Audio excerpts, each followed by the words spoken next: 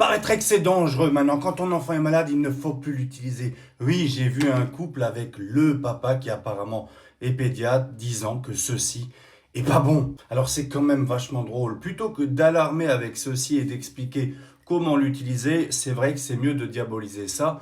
Pourquoi je pense certains le font? Tout simplement parce que ça, c'est une super arme justement pour enlever le rhume et les problèmes de vos bébés à ce niveau-là. Mais c'est pas très cher, il n'y a pas besoin de consultation, on peut le faire tout seul. Bref, voilà ce que n'importe quel pédiatre vous dit en général. Vous nettoyez le nez et on ne peut pas faire grand-chose d'autre. Mais maintenant, il faut bien essayer de trouver quelque chose. Donc on va diaboliser ça. Non.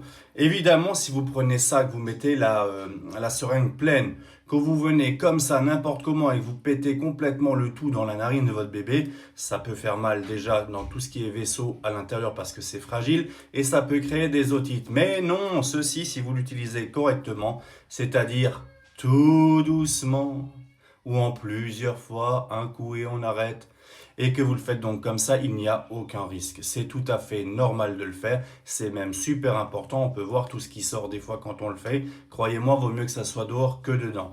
Pour éviter aussi de faire des bêtises, comme dans cette vidéo que j'ai vue, où effectivement la femme faisait le cobaye finalement avec la tête un petit peu en avant comme ça et la bouche ouverte. Non, on ne fait pas ça, madame.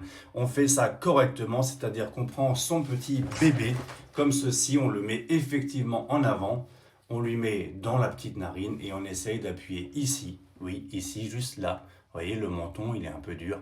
En dessous, vous avez un creux, vous appuyez ici. Faites le même chez vous, appuyez et essayez d'avaler. Ça va être compliqué. Donc, vu qu'ils ne peuvent pas avaler quand vous faites ça, ce qui va se passer, c'est qu'ils vont recracher tout par le nez et du coup, l'effet sera très intéressant puisque tout sortira par le nez.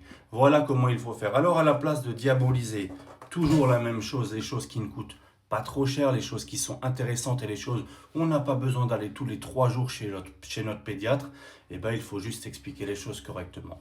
Donc, mets cette vidéo dans les favoris, n'hésite pas à partager, à liker et soignez vos enfants.